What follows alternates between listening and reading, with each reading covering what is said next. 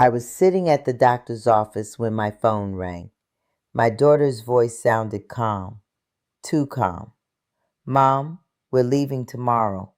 I've sold your beach house. My beach house, the one my husband built with his hands. I didn't cry.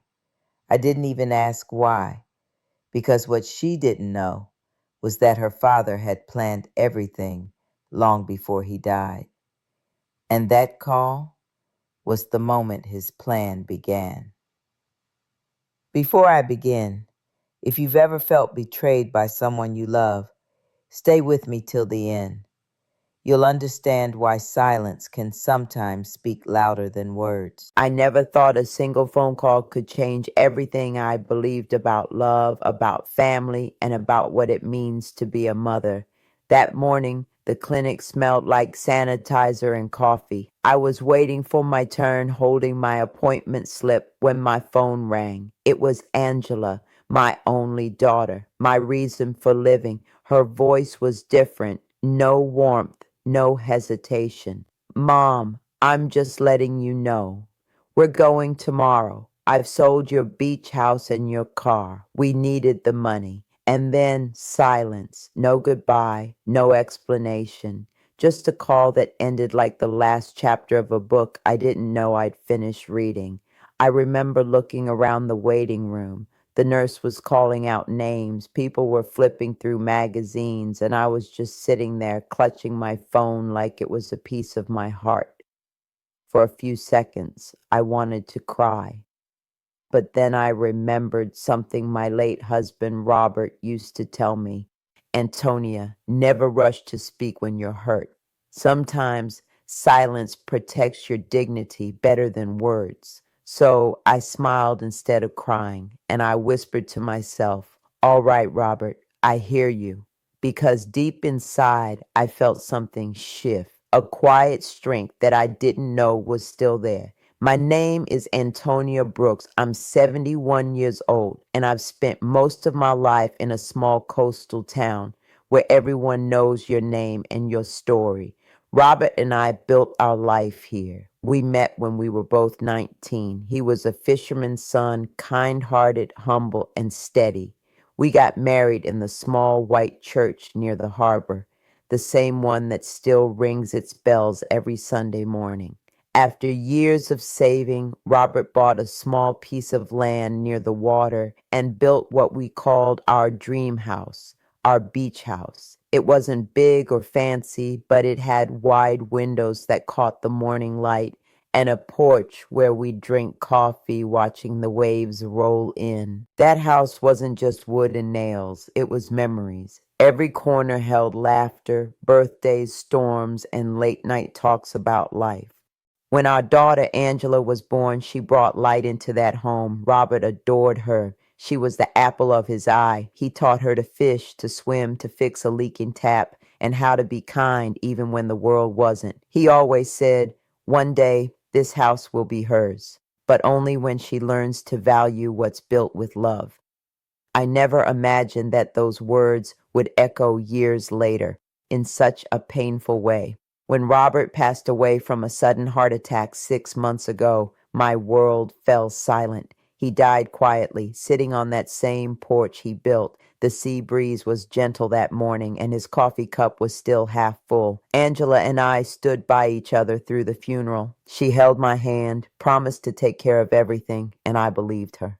But grief has a way of changing people. At first, she came over every few days, bringing groceries and talking softly. Mom, don't worry about the bills, she said one evening.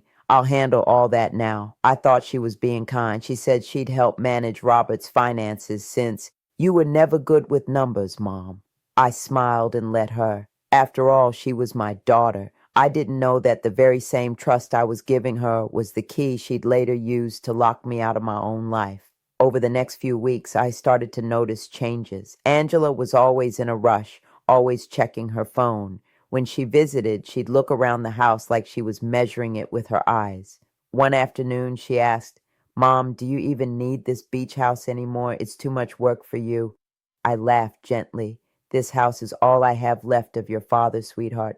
She smiled back, but her eyes didn't. That moment should have told me something, but love makes you blind, especially a mother's love. And then came that call, the one that changed everything. The moment I heard the words, "I sold your beach house," my heart went quiet, not broken, quiet, because deep down I knew Robert had seen this day coming. After all, before he died, he had said something strange one evening.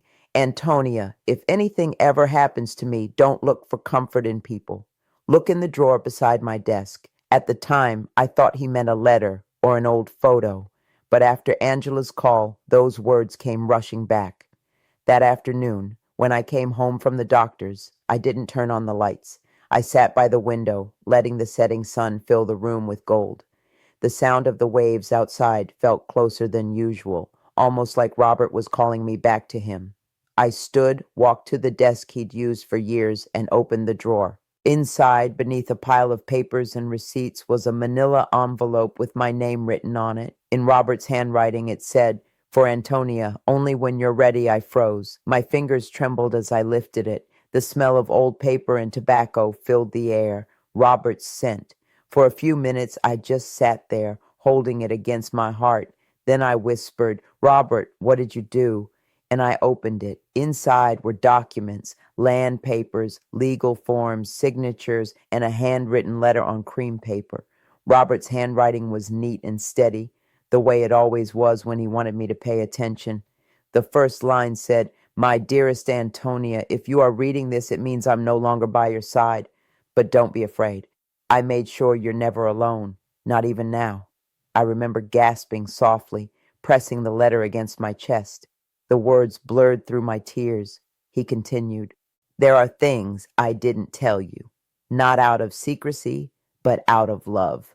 Over the years, I made investments in your name through a company I built quietly called R. Brooks Holdings.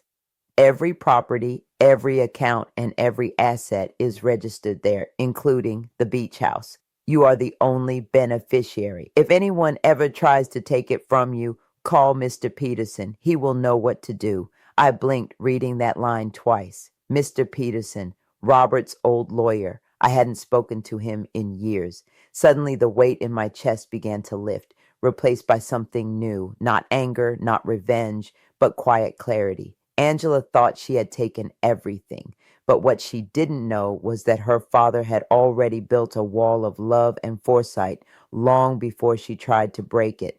That night, I slept with the letter beside me, listening to the ocean, and for the first time since Robert's death, I didn't feel lost. I felt protected.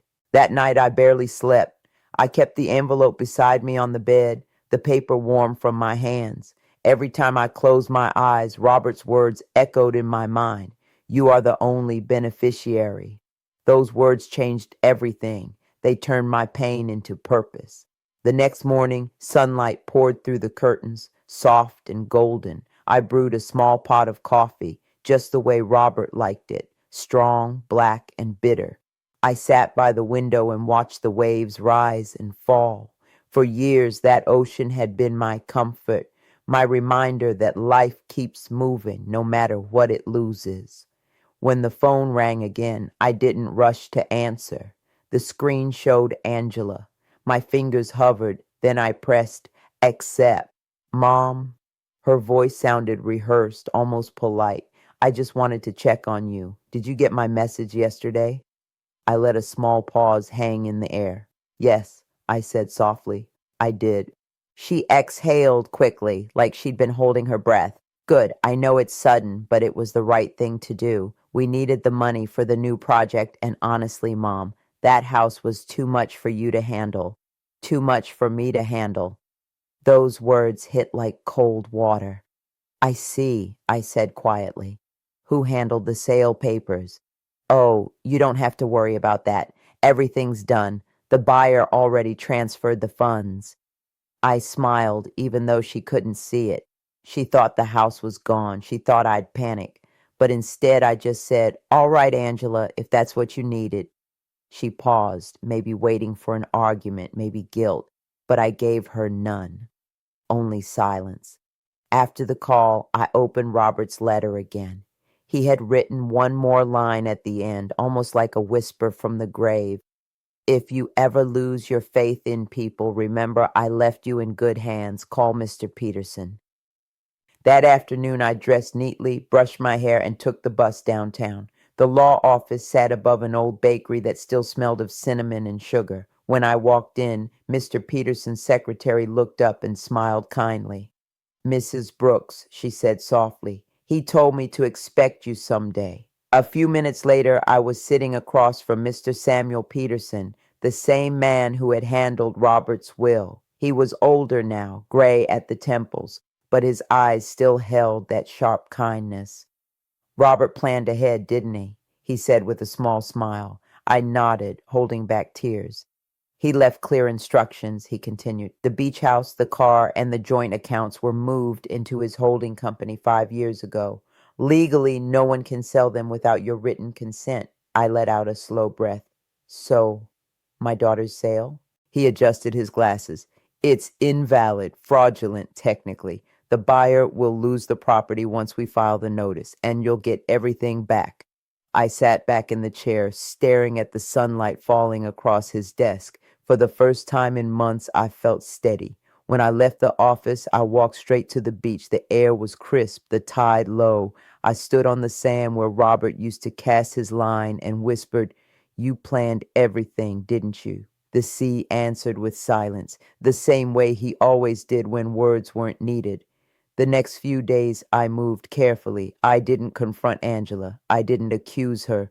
I simply acted as though I knew nothing, because silence, real silence, can make guilty hearts uneasy. She called again 2 days later. Mom, we're at the airport. I'll call when we land. Her tone was light, cheerful. I know you're upset, but you'll thank me later. I hope so, my dear, I said softly. Have a safe trip. Then I hung up. That night, I sat at the kitchen table, listening to the wind rattle the old shutters. I thought about the little girl who used to sit on this same floor playing with seashells, who used to cry when she scraped her knee. Where had that little girl gone? When did she become a stranger who could sell her mother's memories? But even in my sadness, I felt no hatred, only a deep, quiet pity. The next morning, Mr. Peterson called. Mrs. Brooks, it's done. The court has frozen the sale. The property legally remains yours. The buyer has been notified. Thank you, I whispered. He hesitated.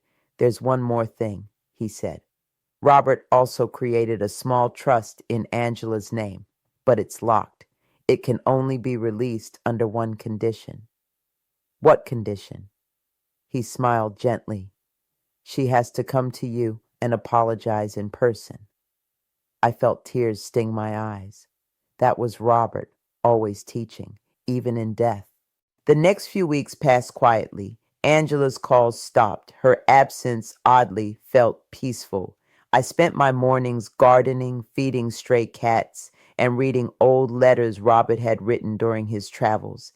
Each letter reminded me that love doesn't end, it only changes its form. Still, some nights I caught myself whispering, Robert, will she ever understand? The ocean outside never answered, but I liked to think it carried my words to wherever he rested. Then one evening near sunset, I heard a car pull into the driveway. I looked out the window. Angela's silver sedan. She stepped out wearing dark glasses and a tired expression. Her husband, Daniel, sat behind the wheel, looking irritated. When she walked to the door, I opened it before she could knock. Mom, she said, forcing a smile, can we talk? Of course, I said gently. Come in. Inside, the air smelled of coffee and ocean salt. She sat at the table, glancing around as if seeing the house for the first time. Mom, I didn't mean for things to get ugly, she started. Daniel's business hit a rough patch. We needed cash fast. You weren't using the beach house, and I raised my hand softly. You don't need to explain, Angela. Her eyes widened. You're not angry? I smiled faintly. No, but there's something you should know. I slid a folder across the table, the same one Mr. Peterson had given me. Inside were the legal papers showing the property ownership. She flipped through the pages, her face draining of color. Mom, what is this? Your father thought ahead, I said quietly. He made sure this house could never be sold without my consent. The sale is invalid. Her mouth opened, but no words came out. Her husband stepped inside then, impatient. What's going on? Angela's voice trembled. She owns everything. Daniel frowned. You told me it was cleared. It was supposed to be, she cried. I stood slowly, the chair legs scraping the floor. Robert always said, honesty finds its way home, I murmured. I guess it just did. Daniel stormed out, slamming the door behind him. Angela sat there, hands shaking. Mom, I didn't know. I know, I said softly. You didn't know, because you never asked. For a long moment, we just sat in silence. The sound of waves rolled through the open window. Finally, she whispered, what are you going to do now? Nothing, I said. I'm going to keep living here like your father wanted, and you're going to figure out who you are without the things you tried to take. Her eyes filled with tears. I'm sorry, Mom. I reached across the table and took her hand. Don't be sorry, Angela. Be better. That night, after she left, I went out to the porch. The sky was streaked with orange and pink, the kind Robert used to call God's good night. I closed my eyes and breathed in the salt air. For the first time since his death, I felt him beside me, not as a ghost, but as peace. He had planned everything, and I had finally learned that sometimes the best revenge is quiet dignity. The next morning, the house felt different. Still the same walls, the same scent of sea air, but the silence had changed. It wasn't heavy anymore. It was peaceful. For the first time in months, I felt like I could breathe again. Angela hadn't called since the night before, and I didn't expect her to. I spent the morning tending to my small garden, watering the flowers Robert had planted, pruning the lemon tree, brushing the sand off the old porch steps. Everything about that day felt clean, like life was quietly sweeping away the dust that had gathered in my heart. But just as I sat down with my tea, the phone rang again. I checked the screen. Unknown number. Hello? Mrs. Brooks? A deep male voice said. This is Detective Warren from the County Police Department. Are you the mother of Angela Martin? My heart stilled. Yes. Is she all right? She's fine, he said quickly, but we need to ask you a few questions regarding a financial complaint. Would you be available to come down to the station today? A financial complaint. I felt the air grow heavy again. Yes, I said quietly. I'll be there. When I arrived at the small sunlit office, a young officer escorted me to a seat. Detective Warren sat across from me, a tall man with kind eyes. He spoke gently. Mrs. Brooks, I'll be brief. We're investigating a fraud report related to your daughter's husband, Daniel Martin. It seems he's been taking investment money from several families, promising real estate projects that don't exist. I nodded slowly. And Angela? She's listed as a co-signer on several of the accounts, he said carefully. She may not have known the full details, but her name's on the paperwork. I looked down at my hands. There it was. The storm Robert had warned me about, finally breaking. Is she under arrest? I asked quietly. Not yet. We're still sorting through evidence. He paused. We just need you to confirm one thing, that you had no involvement in the sale of your property. I nodded. No, I didn't. My husband made sure of that. He gave me a small, respectful smile. Your husband was a wise man. When I left the station, the afternoon sun hit my face like a reminder, warm, steady, and unbending. Robert's foresight had not only protected me, it had exposed the truth, but I didn't feel proud. I felt sad, because behind every piece of justice, there's always a heart that breaks first. That evening, I sat by the window again, watching the light fade over the ocean. The waves were calm, but my heart wasn't. I knew Angela was somewhere out there, scared, cornered, maybe finally realizing what she'd done. Just before midnight, the phone rang again. It was her. Her voice was small, trembling. Mom, I'm in trouble. I closed my eyes. I know, Angela. She sniffled. The police called. They said Daniel lied to everyone. I didn't know, Mom. I swear I didn't. I took a deep breath. Where are you? I'm at the motel near the old bridge. Daniel left. He took all the money and disappeared. I don't have anything. The same daughter who once told me I didn't need my home now had nowhere to go. Stay there, I said softly. I'm coming. The rain had just started when I arrived. The motel looked tired, paint peeling, lights flickering, loneliness soaked into the walls. Angela sat on the edge of the curb, her suitcase beside her, hair damp from the drizzle. When she saw me, she burst into tears. Mom! I walked over and wrapped my arms around her. She clung to me like a child again, shaking, crying into my shoulder. I'm so sorry, she whispered. I ruined everything. I ruined us. I stroked her hair, whispering softly, No, my child. You lost your way, but you can still come home. She pulled back, her eyes red. After everything I did, how can you even look at me? Because I'm your mother, I said quietly, and because your father taught me that forgiveness is also part of love. Her sobs broke harder then, not the shallow tears of guilt, but the deep cries of someone finally facing herself. That night she came home with me. She slept in her old room, the one she hadn't stepped into for years. I heard her crying softly through the door as the rain tapped against the windows, but for the first time, her tears sounded real. The next morning, I found her sitting on the porch with a cup of tea. She looked smaller somehow, like the weight of her choices had finally settled. Mom, she said quietly, I met with a lawyer. They told me I might face charges. I nodded. You might, but you'll face them with honesty this time. She looked at me, eyes full of fear. I don't deserve your kindness. I smiled faintly. That's what makes it kindness. Days turned into weeks. Angela began to change. She started helping around the house, fixing things, cooking dinner, even sitting beside me while I watched the evening news, something she hadn't done in years. But the biggest change wasn't what she did. It was what she stopped doing. She stopped defending herself, stopped blaming. She listened. And one evening, she said something that made me see the daughter I'd raised. Mom, when Dad died, I thought I had to take control. I thought money could fill the hole he left, but it just made it deeper. I reached for her hand. He never wanted control, Angela. He wanted peace. That's what love really means. She nodded slowly, eyes glistening. I wish I could tell him that.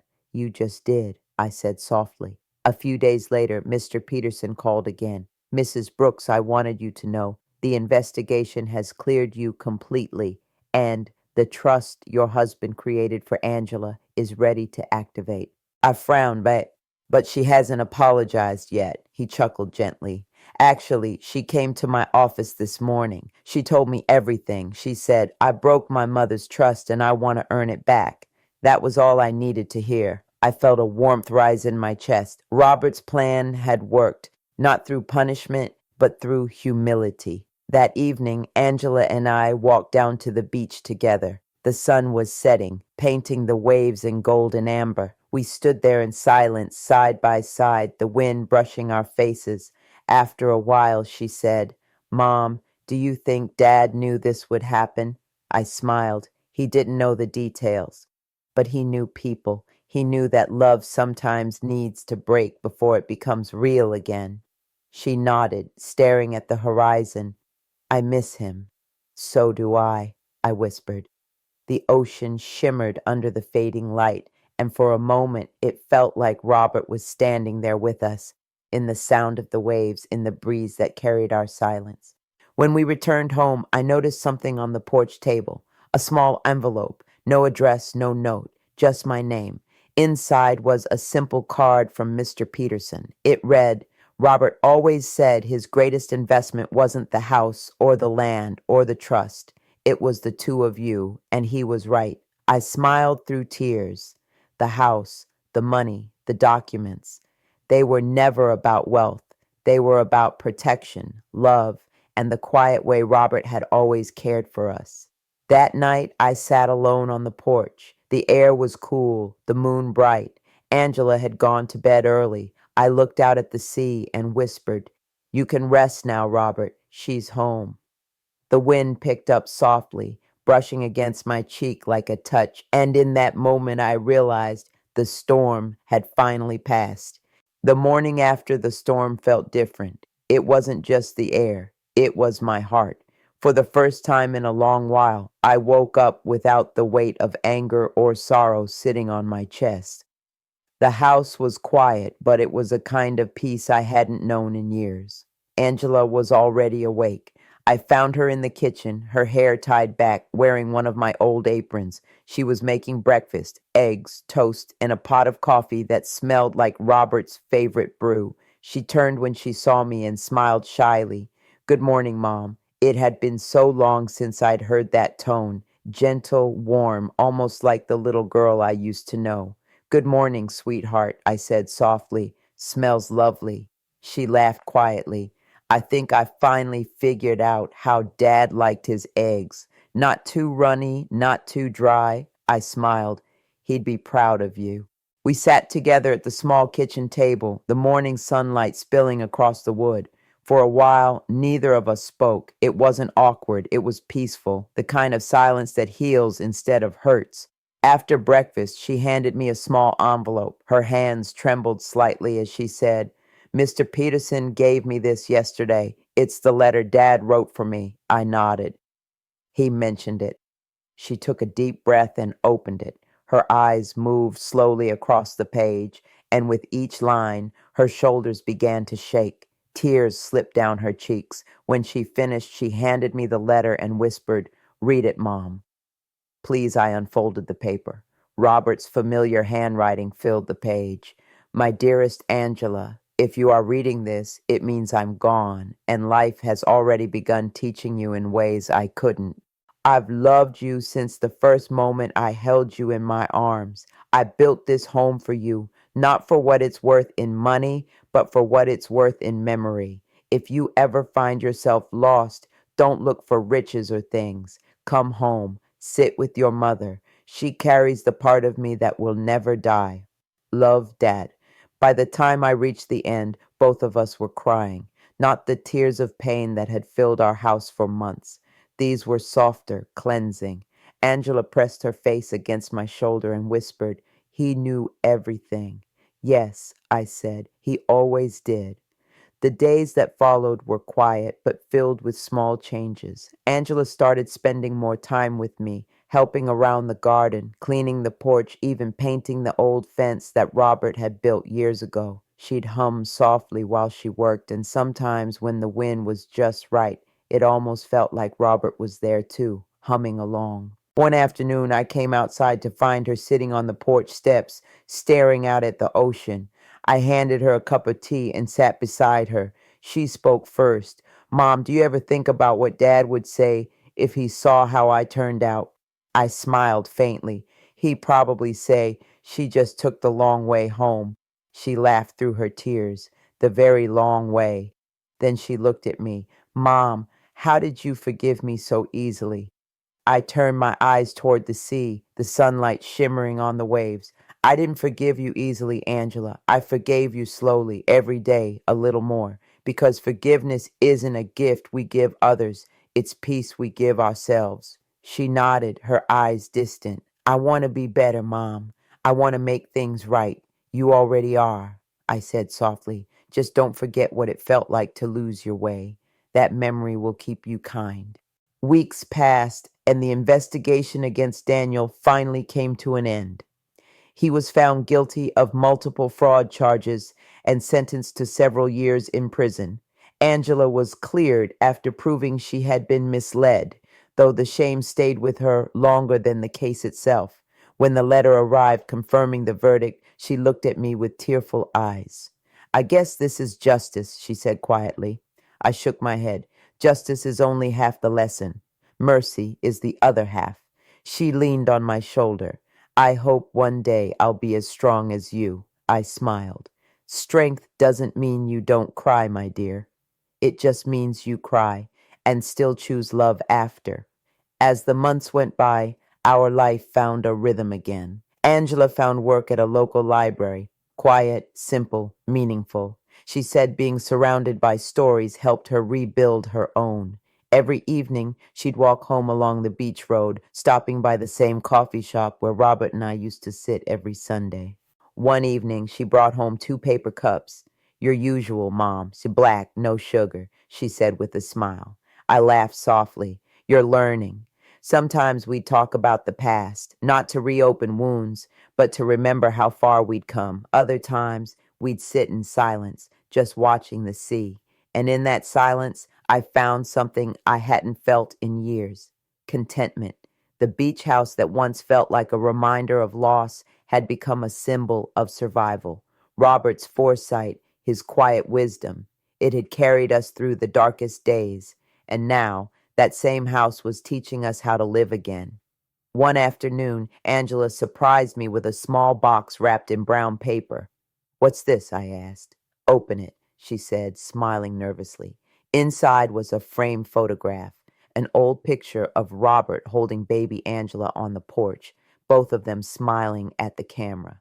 The frame was engraved with words I hadn't heard in years. Home isn't where we live, it's who we love. I looked at her, tears filling my eyes. Did you make this? She nodded. Yes. I wanted to hang it in the living room. Above the old clock, we walked together to the wall, and she hung it carefully, straightening it with her fingers. The clock ticked softly behind us, steady, patient, forgiving. That evening, we sat outside as the sun dipped below the horizon. The sky was painted in soft orange and lavender hues. The ocean murmured gently, its waves brushing against the shore like an old song. Angela turned to me and said, Mom, I used to think Dad left us too soon. But now I see he never really left. I smiled, eyes glistening. No, he didn't. He just changed where he was standing. She looked confused. What do you mean? I pointed toward the horizon. Right there, in the quiet, in the light, in the calm that follows the storm. That's where he is. We sat there for a long time, listening to the waves, watching the last of the sunlight fade. Later that night, as I prepared for bed, I stood by the window looking out at the sea. The moonlight spilled across the water, and for a moment I could almost see Robert's reflection in it, smiling, gentle, proud. I whispered, You were right, Robert. Love does find its way home. The breeze rustled the curtains, brushing against my cheek like a quiet answer. The next morning I woke up early. Angela was still asleep. I stepped outside, barefoot on the cool porch, holding my cup of tea. The sun was rising, soft and golden, the way it used to when Robert and I would sit here together. I looked toward the ocean and said softly, Thank you for everything. You kept your promise. Then I smiled, not the smile of someone pretending to be strong, but the smile of someone who had finally found peace. There's something about mornings by the sea that reminds you of life's rhythm, how the waves come and go, how the tide always returns, no matter how far it drifts. That's how love works too. It leaves, it hurts, it tests you, but somehow, in its own time, it always finds its way home. It's been 6 months since Angela came back. The days have grown quieter, not empty, just calm. The house feels warm again. She laughs more now, lighter, freer. Sometimes I catch her on the porch talking to Robert's photograph. She tells him about her new job, about the garden, about the cat that insists on stealing our breakfast bread. I pretend not to listen, but my heart smiles every time. She's learning what her father always tried to teach her, that wealth isn't measured in the things you own, but in the love you keep alive. One evening we sat together watching the sunset, just like Robert and I used to. The sky was painted in orange and pink, and the waves shimmered like glass. Angela leaned her head on my shoulder and said, Mom, do you ever wish things had been different? I thought about that for a long moment. Then I said softly, No, because sometimes the only way to find your way back is to lose yourself first. She smiled faintly. I think I understand that now. After she went inside, I stayed on the porch a little longer. The night air was cool, the stars beginning to appear. I looked toward the water, the same sea that had seen everything, our love, our loss, our forgiveness. I whispered, Robert, she's home now. You can rest. And in that quiet moment, I felt it. that familiar warmth brushing across my skin, the kind that feels like a memory touching you. I closed my eyes and smiled. Life doesn't give us perfect endings, it gives us choices to stay bitter or to grow gentle, to close our hearts or to keep them open, even after they've been broken. I've learned that forgiveness doesn't mean forgetting what happened. It means remembering without anger. It means choosing peace, even when you could choose pain. To everyone listening, if someone you love has hurt you, don't let their actions take away the goodness in your heart. Be patient, be still, because sometimes the people who hurt us are the ones who need our love the most. And sometimes the quietest strength is the one that forgives. Now, when I walk through the beach house, I no longer see ghosts of the past. I see promises kept. I see love that survived the storm. And I hear Robert's voice in the wind whispering, "You did well, Antonia. You both did." Before I end my story, I want to leave you with this. Don't measure life by what you lose. Measure it by what you learn. Every loss has a lesson. Every storm hides a sunrise. And every goodbye carries the seed of a new beginning. My daughter sold my beach house while I was at the doctor, but what she didn't know was that her father had already planned everything, not just to save a home, but to save us.